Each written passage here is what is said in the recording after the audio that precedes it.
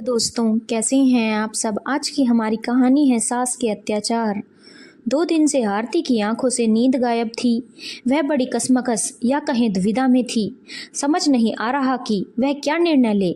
जब से उसके पति अनुज ने उसे बताया कि माँ को दिल का दौरा पड़ा है और उन्हें तुम्हारी ज़रूरत है, माँ बुला रही है और अपने किए पर पश्चाताप कर रही है और हमेशा साथ रहने के लिए आग्रह कर रही है।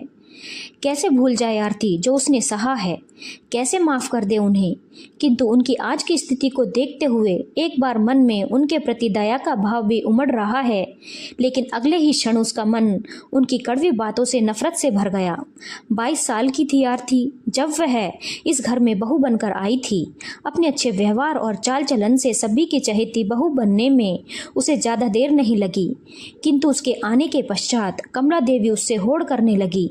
अनुज अगर कभी कोई चीज़ आरती के लिए लेकर आ जाता था तो भी फिर घर में कलेश मचा देती और माँ की तो कोई कदर ही नहीं है, जोरू का गुलाम बन गया, ऐसे तानों से उसे सुशोभित करती थी।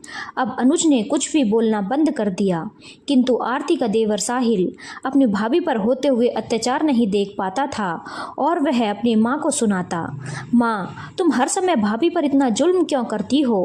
क्या कमी रखती है भाभी हम सभी की देखभाल करने में? जैसा तुम कहती हो वैसा वह करती है और फिर भी तुम उसे परेशान करने में मज़ा आता है। ससुर जी बेचारे सब देखते हुए भी कुछ नहीं बोल पाते थे। एक दिन सासू माँ की अंगूठी कहीं मिल नहीं रही थी तो उन्होंने बिना सोचे समझे इल्ज़ाम आरती के ऊपर डाल दिया और कहा, यह महारानी मेरी अंगूठी चुराकर अपनी माँ के घर रखाई है। यह भी चोर है और इसके घर वाले भी चोर हैं। कैसे कैसे कंगालों से पाला पड़ गया। इतना सुनने के बाद आरती घर छोड़कर जाने का निश्चय कर लिया।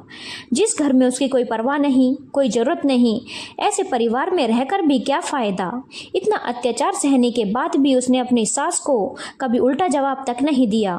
कई बार आत्महत्या करने तक की भी सोच डाली, लेकिन अपने 2 छोटे छोटे बच्चों की सोच कर उसके कदम रुक जाते और वह यह सब सहने को मजबूर हो जाती। लेकिन आज उसको चोर साबित करने पर वह बिल्कुल शांत हो गई। अपनी भाभी को सदमे से बाहर निकालने के लिए भाई जैसा साहिल उसे जबरदस्ती अपने साथ घर के बाहर ले गया और वहां एक आइसक्रीम पार्लर में ले जाकर अपनी भाभी की पसंदीदा आइसक्रीम खिलाने लगा और अपनी भाभी को हंसाने की भी पूरी कोशिश करने लगा। साहिल के अथक प्रयास से आरती थोड़ा सा मुस्कुराई।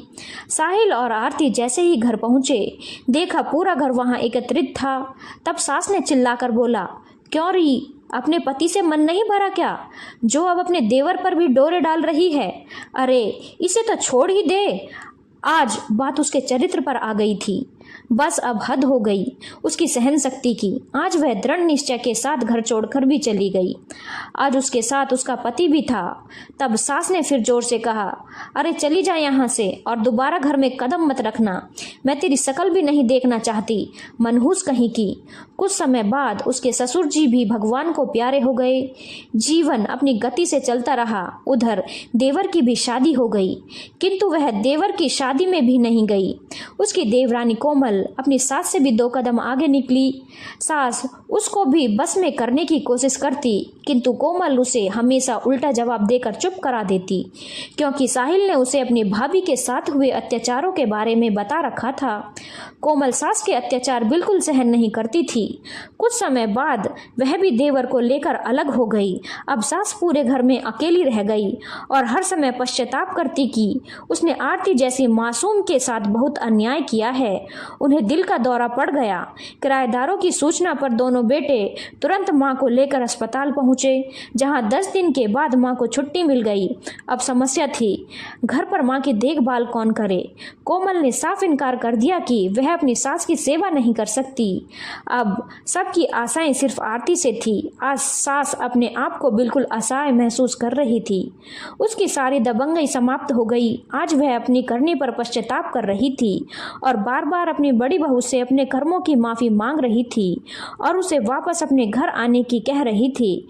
और यही बात अनुज उससे कह रहा था, किंतु आज आरती ने पक्का फैसला कर लिया कि वह उस घर में किसी भी स्थिति में नहीं जाएगी। उसे वह सारे अत्याचार चलचित्र की भांति दिखाई देने लगे।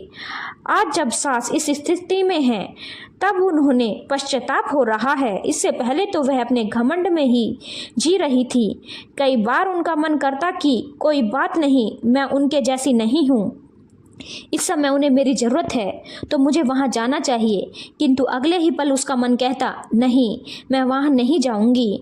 और अंततः उसने अपने पति अनुज को बोल ही दिया कि तुम दोनों भाई अपनी माँ की जितनी सेवा करना चाहते हो करो, मैं तुम्हें नहीं रोकूंगी। अगर चाहो तो तुम उनके लिए एक केयर टेकर लगा सकते हो जिसका खर्चा भी हम उठाएंगे, लेकिन मैं अब उस घर में वापस नहीं जा सकती। चाहे तुम इसे मेरा स्वाभिमान समझो या मेरा अभिमान, मुझे देवी या महान बनने का शौक नहीं है। मैं जब भी उनको देखूंगी मुझे मेरे ऊपर हुए अत्याचार याद आएंगे और मैं उनकी कोई सेवा नहीं कर पाऊंगी। चाहे आज जमाना मुझे कितनी ही गालियां दे ले, मैं सब बर्दाश्त कर लूंगी, किंतु मैं वहां नहीं जाऊंगी और यह मेरा आखिरी फैसला है। धन्यवाद दोस्तों। अगर आपको कहानी अच्छी लगी हो तो चैनल को लाइक, शेयर और सब्सक्राइब करना ना भूलें।